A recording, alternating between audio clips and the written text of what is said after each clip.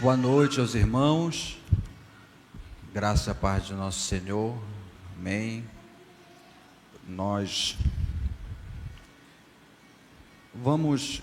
estamos continuando aqui o nosso estudo na primeira carta de Paulo aos Tessalonicenses, e o texto de hoje, irmãos, é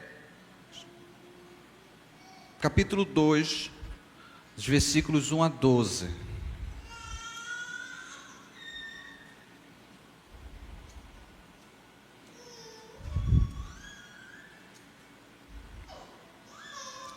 Amém? Os irmãos também que estiverem acompanhando de casa, pode abrir suas Bíblias do capítulo 12.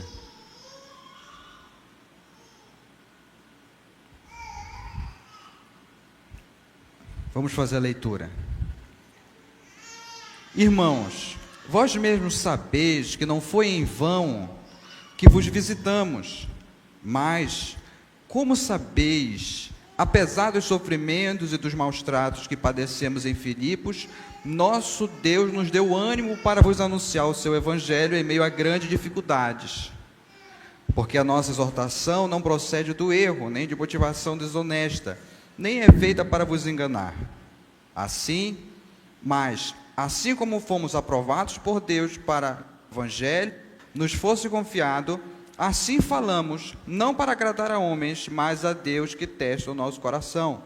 Deus é testemunha de que nunca usamos de bajulação, como sabeis, nem agimos com intenção gananciosa, nem buscamos honrarias humanas da parte de vós ou de outros, embora, como apóstolos de Cristo, pudéssemos exigir isso de vossa parte.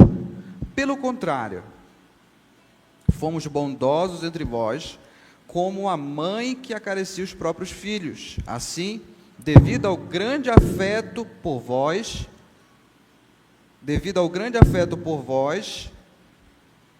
estávamos preparados a dar-vos de boa vontade não somente o Evangelho de Deus, mas também a própria vida, visto que vos tornastes muito amado para nós. Irmãos, sem dúvida vos lembrais do nosso trabalho e fadiga. Trabalhamos dia e noite para não ser um peso a nenhum de vós, enquanto vos pregamos o Evangelho de Deus. Vós e Deus sois testemunhas de como nos portamos de modo santo, justo e irrepreensível para convosco, os que credes. Assim, como sabeis que tratávamos a cada um de vós da mesma forma como um pai trata seus filhos, exortando-vos, consolando-vos e insistindo em que vivesse de modo digno de Deus, que vos chamou para o seu reino e glória. Até aqui a leitura da palavra de Deus. Amém? Vamos orar. Querido Deus, pedimos a Tua bênção, Senhor, nesse momento de estudo da Tua palavra. Peço a Tua ajuda, Senhor, para que eu possa ensinar a Tua palavra com clareza, com fidelidade. E peço graça aos irmãos que estão me ouvindo nesse momento, para que eles possam entender pelo Teu Espírito Santo, e aplica, ó Deus, essa verdade aos nossos corações, em nome de Jesus, amém. Bom, irmãos, como eu disse inicialmente, nós estamos estudando a primeira carta de Paulo aos Tessalonicenses. A gente viu na introdução da carta que Paulo, ele vinha da cidade de Filipos, isso está em Atos 16, e ele passa por outros lugares até chegar em Tessalônica. O contexto disso aí se encontra em Atos 17, 18. Ele passa por outros lugares até ele chegar à cidade de Tessalônica, onde lá ele passa 3 sábados seguidos ensinando numa sinagoga. Amém? E dentro desse período que ele passa pregando lá as Escrituras, alguns judeus creram nele, e junto com esses judeus, outros gregos que temiam a Deus, e algumas mulheres de alta posição haviam também crido no Evangelho que Paulo havia pregado.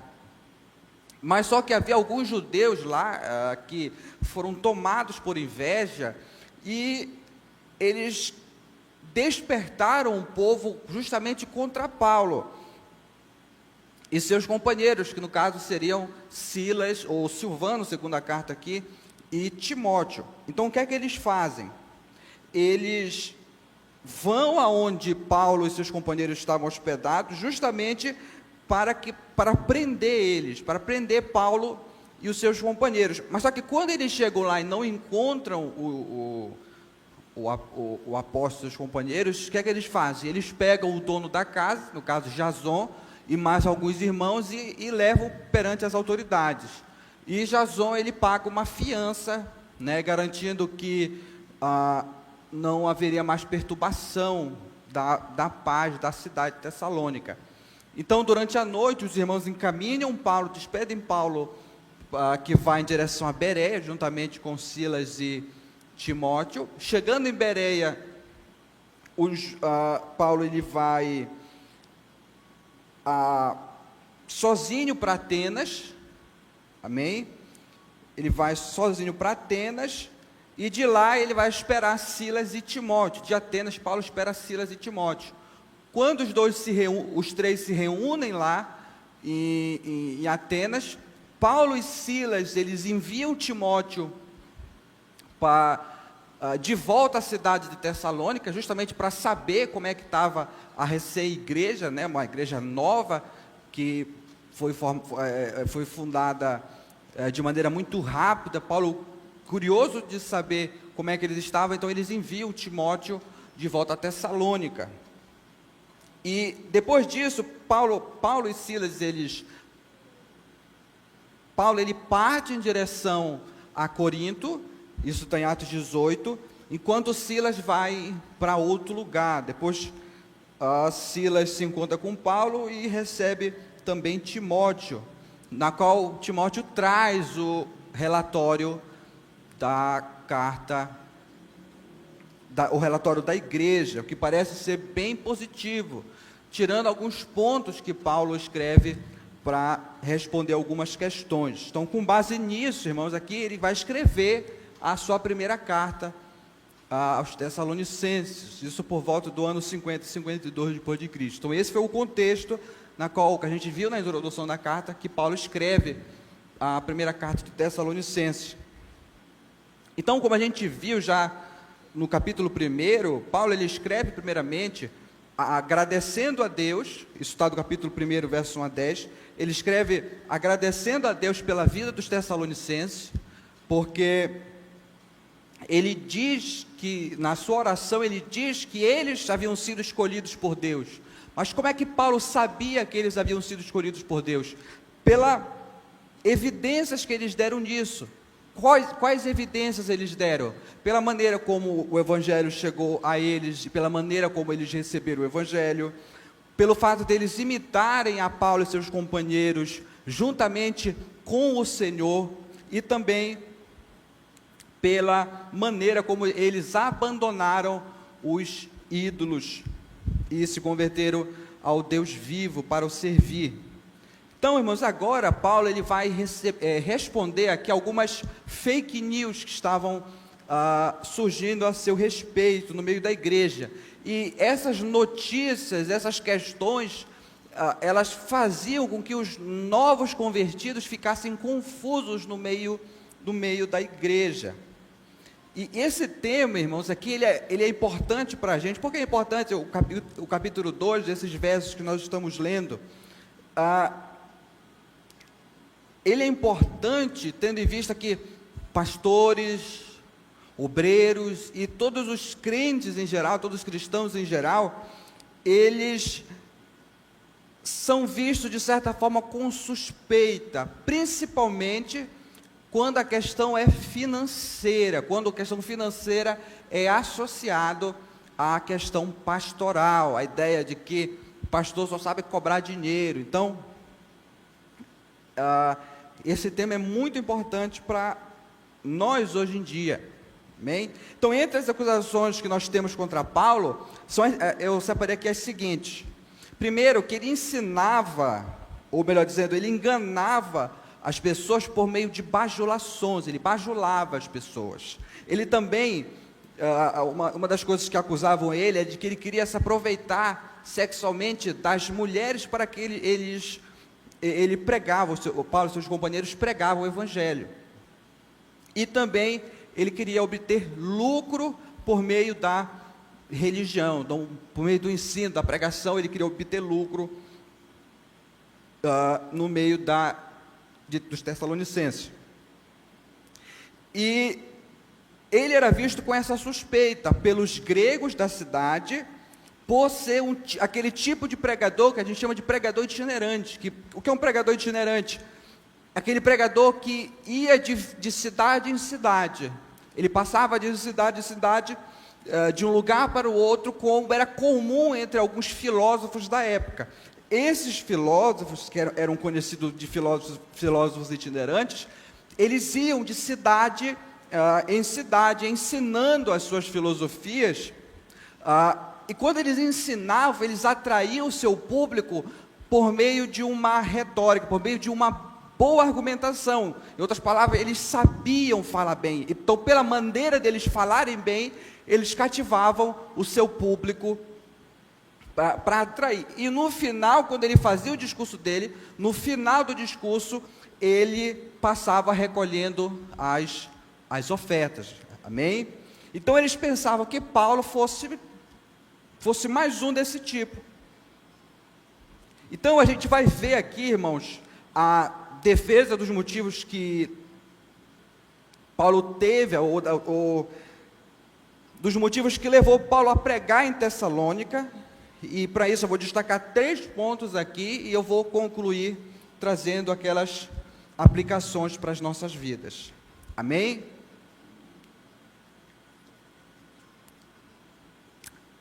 Então, primeiro, irmãos, Paulo ele vai relembrar aqui para os seus leitores as circunstâncias em que ele chegou na cidade. Está dos versos 1 e 2. Ele diz: irmão, vós mesmos sabeis que não foi em vão que vos visitamos, mas como sabeis, apesar dos sofrimentos e dos maus tratos que padecemos em Filipos, nosso Deus nos deu ânimo para vos anunciar o Evangelho, anunciar o seu Evangelho em meio a grandes dificuldades. Essa palavra aqui, irmãos, palavra aqui na minha versão se encontra vão. Tem alguma versão que está diferente? A minha se encontra vão aqui. Ela pode significar de uma maneira infrutífera, de uma maneira que fosse sem propósito. O que nos dá a ideia é o seguinte, é que Paulo tinha um propósito ao chegar à cidade de Tessalônica, ele tinha um objetivo, e esse objetivo foi alcançado, esse propósito ele foi alcançado. Amém? E a prova de que esse propósito, esse objetivo obteve sucesso, foi o contexto, a maneira como a igreja de Tessalônica, ela surgiu. Muitos judeus e gregos creram em Jesus como seu Senhor e Salvador, e isso ocorreu depois de uma experiência terrível na cidade de Filipos. Como ele fala o seguinte: mas apesar dos sofrimentos e dos maus tratos que padecemos em Filipos, nosso Deus nos deu ânimo para vos anunciar seu Evangelho em meio a grandes dificuldades. Amém? Então a igreja de Tessalônica sabia disso que Paulo, eles sabiam de tudo isso que Paulo vai falar. Vocês vão observar aqui no decorrer da exposição, vocês vão ver muitas vezes Paulo falando: olha, como sabeis, vocês sabem disso. Então tudo isso que Paulo vai falar aqui para eles, não é algo estranho, eles sabem disso que Paulo está falando. Olha só, antes dele ir para Tessalônica, ele havia pregado na cidade da cidade de Filipos, isso está em Atos 16. Então, lá na cidade de Filipos, ele libertou uma escrava de um espírito adivinhador, e os donos dessa escrava protestaram contra Paulo, porque pela adivinhação eles ganhavam grande lucro. Então Paulo, a fonte de lucro foi de certa forma quebrada, amém, pela expulsão do espírito adivinhador. Então houve um protesto dos donos dessa escrava contra Paulo. Então o que eles fizeram? Eles prenderam Paulo junto com Silas, levaram para a prisão. Então lá eles foram chicoteados, eles sofreram bastante, foram maltratados.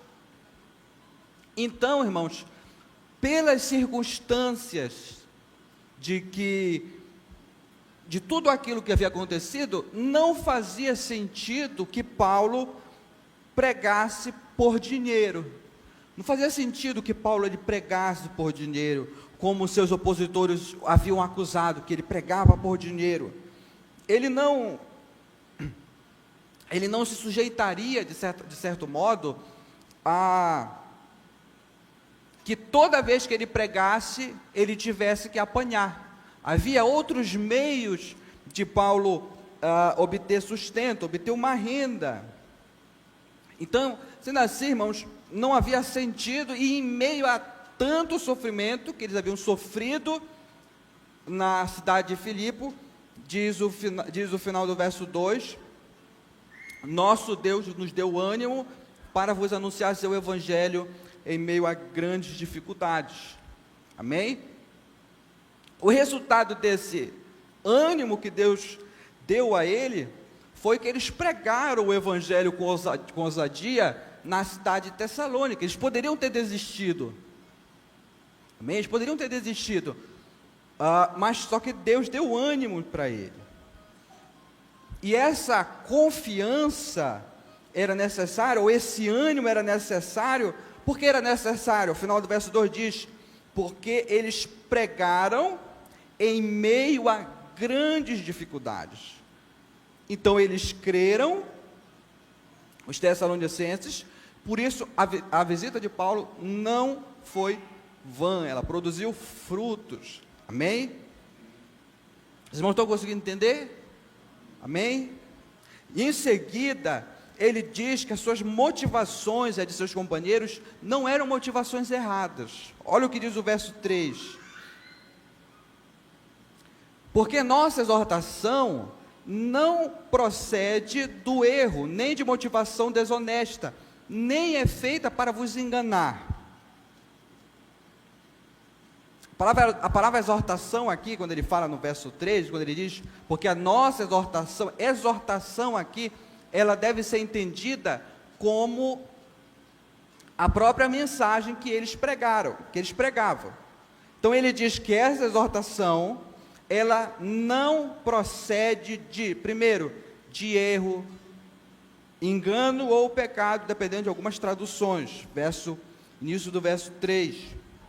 Então a ideia aqui, quando ele fala assim que a nossa exortação não procede do erro aqui, irmãos, significa o seguinte, que o seu objetivo não era enganar eles, ele não tinha como objetivo enganar os tessalonicenses, eles pregavam a verdade que vinha de Deus, então enganar não era o seu propósito.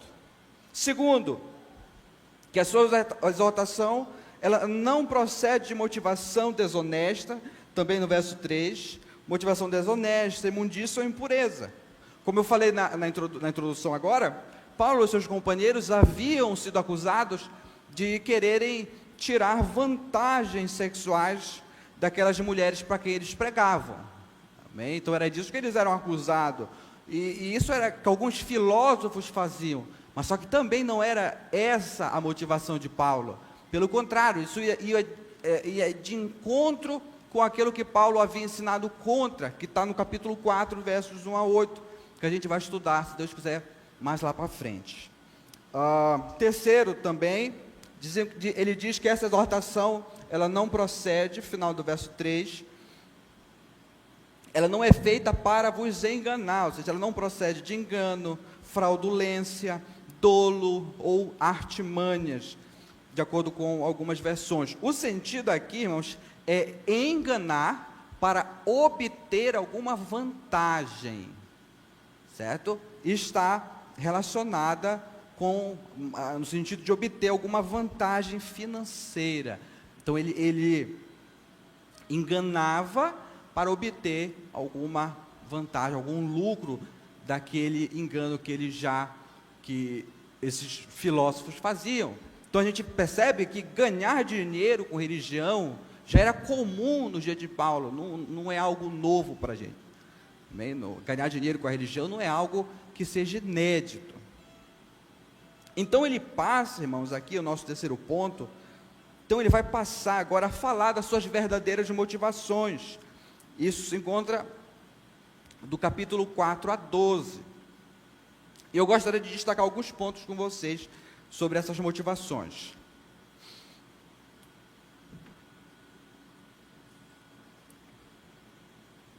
Primeiro, a motivação deles não era agradar a homens, mas a Deus. Verso 4 e parte 5a. Ele diz: mas assim como fomos aprovados por Deus para que o Evangelho nos fosse confiado, assim falamos não para agradar homens, mas a Deus que testa o nosso coração. Deus é testemunha de que nunca usamos de bajulação. Bem, ele nunca usou de bajulação. Então ele diz o seguinte, no começo: mas assim como fomos aprovados por Deus para que o Evangelho nos fosse confiado. Paulo, eles sabiam que eles haviam sido aprovados por Deus para que eles pregassem o Evangelho. E havia uma acusação contra eles, de que eles ajustavam a mensagem para que os seus ouvintes viessem se agradar da mensagem. Então era isso, esses filósofos, eles faziam isso. Eles adaptavam a sua mensagem, o conteúdo da mensagem, para que o conteúdo da mensagem fosse agradável aquelas pessoas que queriam ouvir ele. Então eles diziam isso, coisas para agradar, justamente para que eles pudessem obter alguma vantagem entre aquelas pessoas. E isso, irmãos, isso não é muito diferente dos nossos dias. Nós temos a tendência, de certa forma, de querer suavizar a mensagem do Evangelho, suavizar a palavra, justamente para que as pessoas elas não se ofendam. Nós queremos, de certo modo, sermos aceitos, então nós acabamos pregando um tipo de evangelho água com açúcar. Mas a mensagem do Evangelho, ela não deve ser suavizada para agradar as pessoas. Tem um teólogo que ele diz: nunca suavize o Evangelho. Se a verdade ofende, então deixe que ofenda. As pessoas passam toda a sua vida ofendendo a Deus, deixe que se ofendam por um momento. E isso, irmãos, não se aplicava a Paulo e seus companheiros. Eles não tinham a intenção, eles não pregavam para agradar a homens, mas a Deus. Eles não pregavam o que as pessoas queriam ouvir, mas o que elas necessitavam ouvir. A única glória que Paulo e seus companheiros buscavam era a glória de Deus, não era a glória de homens. Por quê? Final do verso 4. Porque Deus testa o nosso coração. Deus, ele testa o nosso coração. Olha só, irmãos, duas palavras gregas: testar ou provar, dependendo de acordo com a tradução, e a palavra coração. As duas juntas passam um sentido bem profundo para a gente. A ideia de testar ou provar, a ideia de fazer um exame, examinar, certo? Examinar com cuidado, com atenção. E o coração na Bíblia, irmãos, na verdade é o centro da pessoa, de onde provém as nossas motivações. É a parte mais profunda do ser humano, que somente Deus conhece de maneira profunda. Somente Deus conhece as nossas motivações, mas as verdadeiras. Amém? Nós conhecemos nosso coração superficialmente, mas de uma maneira verdadeira, somente Deus. Por essa razão, irmãos, que Paulo e seus companheiros, eles visavam agradar a Deus. Por que eles visavam agradar a Deus? Porque eles sabiam que Deus prova o coração, porque eles sabiam que Deus conhece examina o mais profundo do ser humano. Mesmo que eles conseguissem enganar os tessalonicenses, mas a Deus eles não iriam conseguir. Por quê? Porque Deus, ele examina o íntimo. Ele conhece as nossas motivações. Então eles foram aprovados, olha só, eles foram provados e aprovados por Deus para que eles realizassem a sua obra missionária. Veja, Deus escolheu Paulo antes do seu nascimento e moldou Paulo para que ele realizasse o seu propósito. Amém? Então isso quer dizer que as qualidades que Paulo tinha como pregador, elas vinham de Deus. Não vinha de alguma coisa natural de Paulo, não, vinham de Deus. E é por causa dessa aprovação divina que Deus lhes confiou o Evangelho. Então, veja, que aqui diz o seguinte, que o Evangelho, ele é de Deus, não é de homens. Então, Paulo, ele tinha que agir como um mordomo, porque, veja, pelo fato do Evangelho ser de Deus, é Deus quem determinou o conteúdo. Então, Paulo, ele tinha que agir como um mordomo. Então, Paulo não poderia alterar o conteúdo do Evangelho somente para agradar as pessoas e com isso obter alguma vantagem financeira em cima disso. Não, ele recebeu o Evangelho, ele tinha que transmitir o Evangelho da mesma forma como ele pegou. Amém?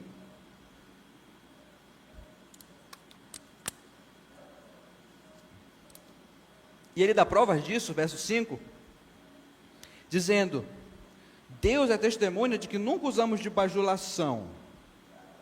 Veja, ele chama aqui, veja, tanto Deus é testemunha, quanto os próprios tessalonicenses, como eles mesmos sabiam disso, de que Paulo e seus companheiros sempre se comportaram de maneira honesta perante eles. Ele diz, verso 5, que Deus é testemunha de que nunca usamos de bajulação. Como sabeis? Eles sabiam disso. Então, bajulação aqui, ela tem um sentido, ou palavras lisonjeiras, ela tem um sentido de dizer coisas agradáveis para obter alguma vantagem. Certo? Eles não falavam, é como se Paulo dissesse para eles: olha, quando é que foi que eu bajulei vocês?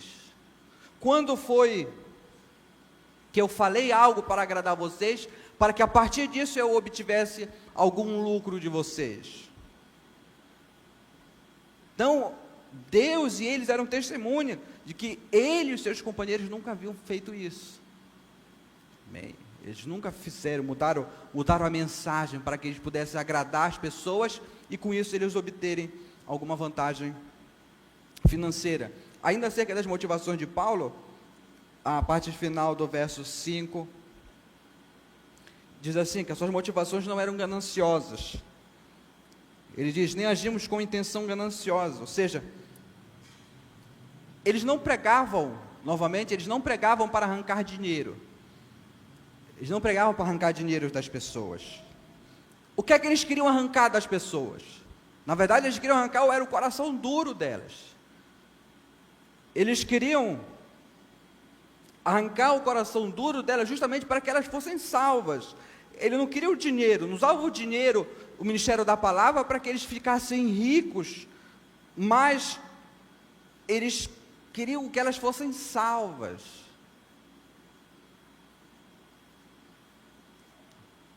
Então, o ministro que pensa que o ministério é para ficar rico, ele confundiu a sua vocação.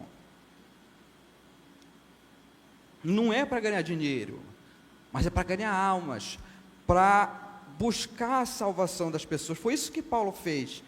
Ele não queria arrancar o dinheiro delas, queria arrancar a alma delas para que elas fossem salvas, o coração duro delas.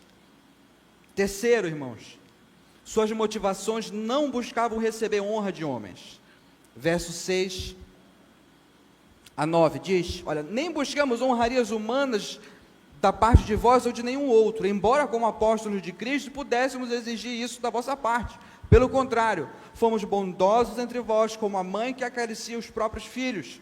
Assim, devido ao grande afeto por vós, estávamos preparados a dar-vos de boa vontade, não somente o Evangelho de Deus, mas também a própria vida, visto que vos tornaste muito amados para nós. Irmãos, sem dúvida, vos lembrais do nosso trabalho e fadiga.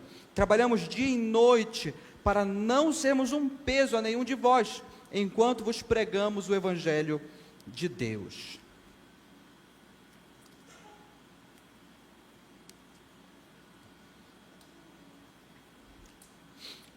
Veja, ele diz aqui, olha, verso 6, nem buscamos honrarias humanas. Eles não queriam ser admirados por eles. A intenção de Paulo não era essa, não era ser admirado. Eles não estavam no ministério por conta de algum prestígio que eles viessem receber, e isso vale para nós também. Tanto para os ministros da palavra, obreiros, crentes em geral, que só desejam servir se forem reconhecidos. Faz algum serviço, não foi reconhecido, pronto. Não me reconheceram do meu serviço. Veja que Paulo fala, não buscamos honras de nenhum de vocês. Então esse tipo de motivação, de querer ser honrado, ela não provém das Escrituras. E a palavra honra também aqui, mas ela pode estar associada a alguma questão financeira, certo? Que novamente mostra que eles não queriam o dinheiro deles. Paulo não queria. Embora eles pudessem exigir isso deles. Eles tinham essa autoridade para exigir isso deles. Final do verso 6. Embora como apóstolos de Cristo, pudéssemos exigir isso da vossa parte. Era um direito que eles tinham. O próprio Cristo havia ordenado, quem prega o Evangelho, que viva do Evangelho. E é importante que a gente entenda aqui, que Paulo não estava se opondo a que o ministro recebesse o seu sustento da igreja. Prova disso que lá no capítulo 5 ele vai falar sobre isso. Amém? Ele mesmo recebeu o sustento de outras igrejas. A própria igreja de Filipos já havia enviado ofertas para ele. A questão é que quando o contexto envolvia acusações contra a sua pessoa, do tipo que ele só pregava por dinheiro, então ele resolvia trabalhar para tirar o próprio sustento, conforme o verso 9 ele vai nos mostrar. Então justamente para que a sua reputação, o evangelho não fosse manchado, então ele decidia abrir mão dos seus direitos como apóstolos, justamente para que essas acusações não fossem levadas adiante. Mas antes, veja o que Paulo faz, aqui ele vai usar a figura de uma mãe. Antes, verso 7, olha, pelo contrário, fomos bondosos entre vós, como a mãe que acaricia os próprios filhos. Uma mãe de verdade, ela não pede, pelo contrário, ela se doa pelos filhos. Ela dá sem querer nada em troca, ela alimenta sem querer nada em troca.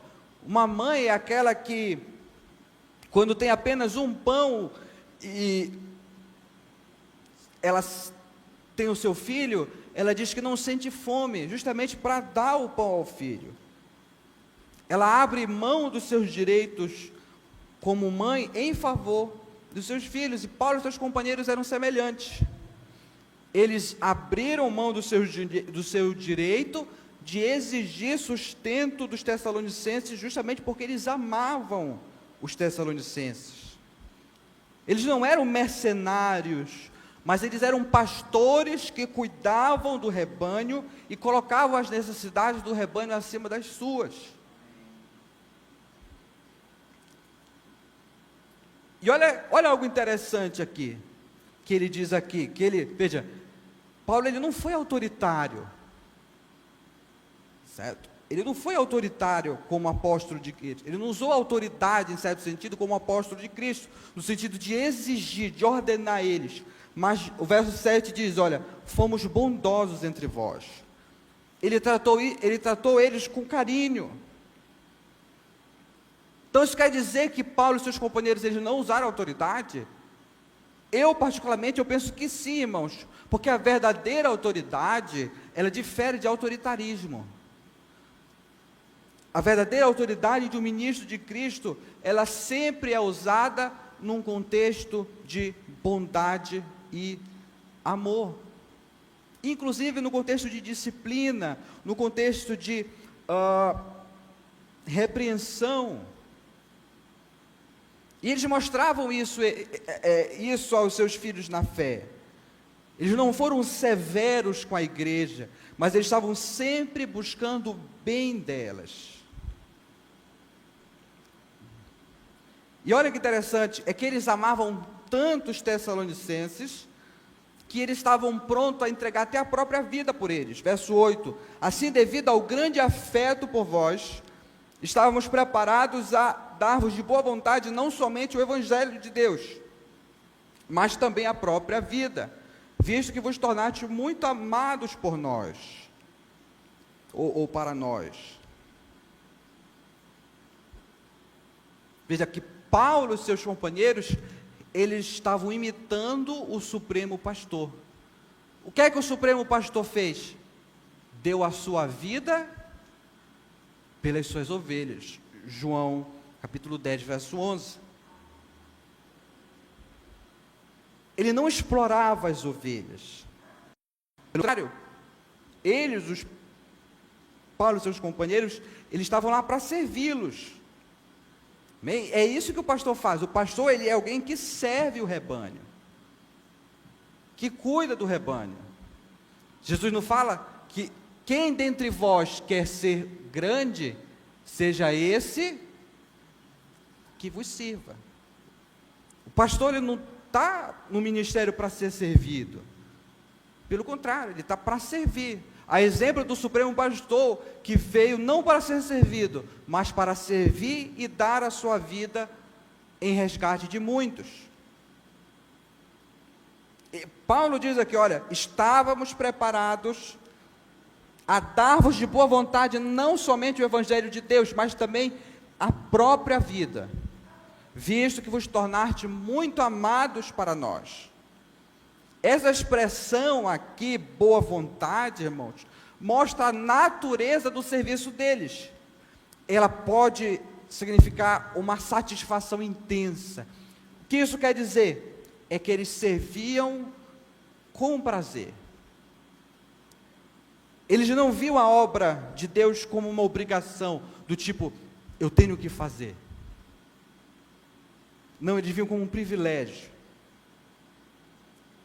Amém? E ele continua.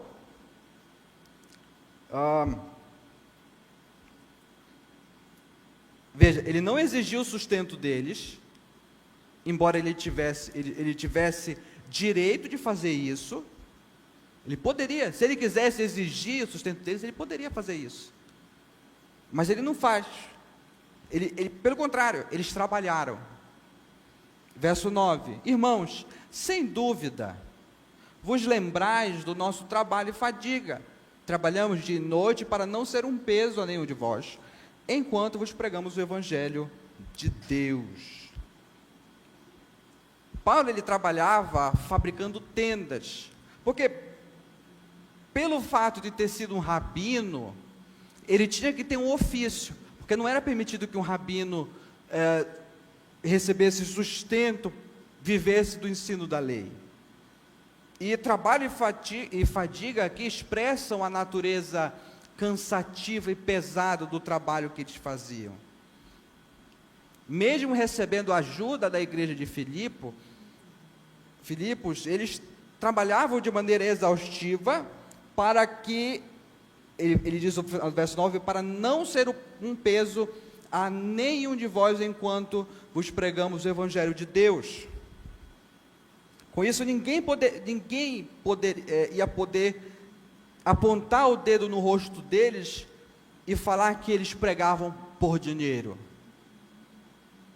Ninguém poderia apontar o dedo neles e falar assim: olha, vocês estão pregando por ganância. Ninguém poderia fazer isso. Mesmo tendo o direito de sustento pelas igrejas, eles não dependiam dele para fazer a obra de Deus. Amém?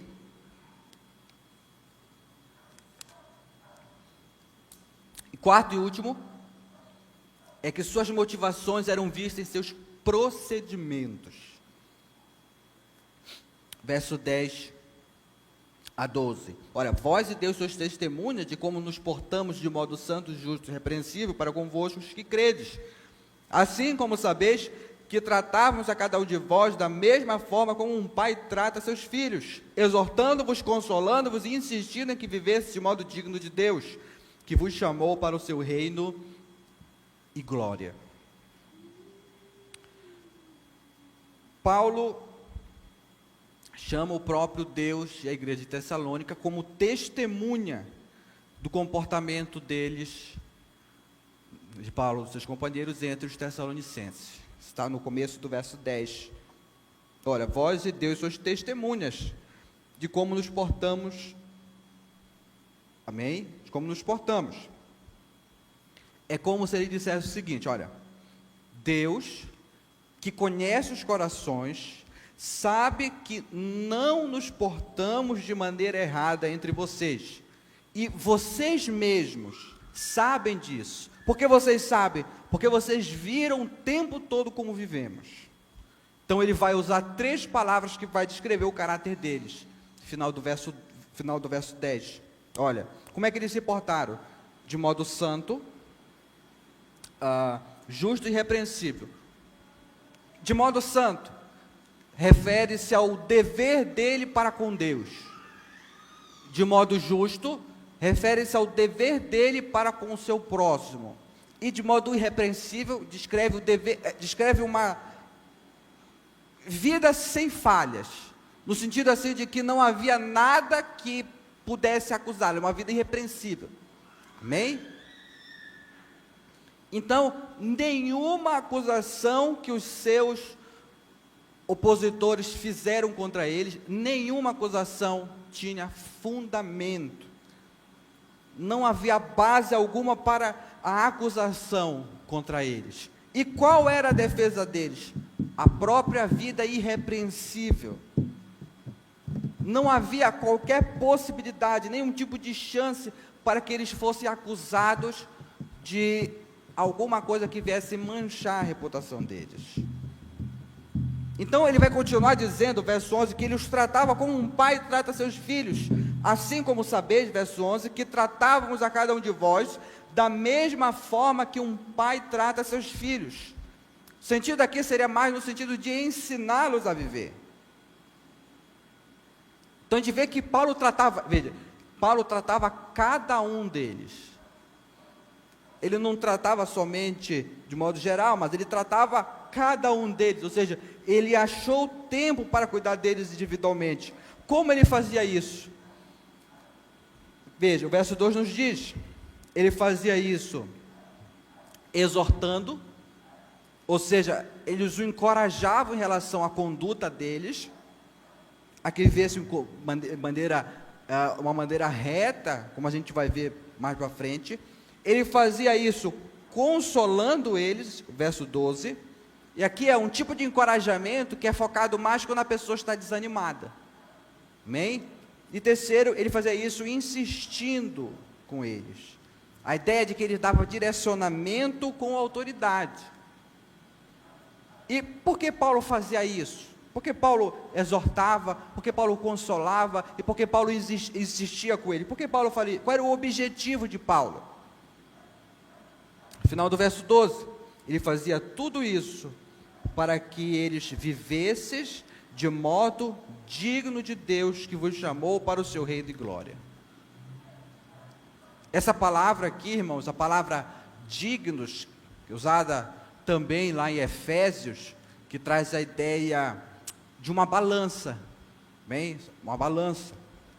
O que Paulo está ensinando é que a nossa vida, como crentes, ela deve estar equilibrada com o caráter de Deus Santo. O que isso quer dizer? É que Deus espera que os seus adoradores vivam de tal maneira que lhe tragam honra e lhe correspondam ao seu caráter santo. Levíticos fala isso, 1 de Pedro, capítulo 1 fala isso, sejam santos, porque eu sou santo. Então veja, que esse Deus foi quem nos chamou para o seu reino e glória. Então quem tem a esperança do reino e da glória do Senhor no futuro, quem tem essa esperança diante de si, não é uma opção, ele deve viver de uma maneira agradável a Deus, que nos chamou para o seu reino. Amém? Então, agora, irmãos, para a gente terminar, gostaria de trazer duas aplicações para as nossas vidas, de tudo isso que a gente viu hoje. Primeiro, que nós devemos considerar as nossas motivações. A gente deve se perguntar, por que nós servimos a Deus? Porque quando eu venho num culto, porque eu venho assistir um culto aqui no domingo? Porque eu prego? Porque eu sou um pastor? Ou porque eu canto ou toco no ministério de louvor? Preciso perguntar qual é a minha motivação. Mas tem um ponto importante que a gente precisa conhecer aqui. É que somente Deus consegue examinar de maneira profunda os nossos corações e saber realmente quais são as nossas verdadeiras motivações. Então é por isso, irmãos, que nós devemos pedir a Ele em oração para que Ele examine os nossos corações e manifeste as nossas verdadeiras motivações. Porque a gente pode pensar, e presta atenção, porque a gente pode pensar que nós estamos servindo a Deus tendo motivações verdadeiras, mas quando na verdade são motivações erradas, motivações que não são corretas. E olha só algo interessante. Que a Bíblia, irmãos, ela não somente dá para a gente aquilo que nós devemos fazer como servos de Deus, mas ela mesmo dá as motivações com a qual nós devemos fazer. Por quê? Porque Deus sabe que do nosso coração não procede nada de bom. As nossas motivações não são verdadeiras. Então a palavra de Deus, ela dita quais são as nossas motivações. Então uma boa maneira de nós julgarmos se as nossas motivações são corretas, são verdadeiras, é nós nos julgarmos a partir da palavra.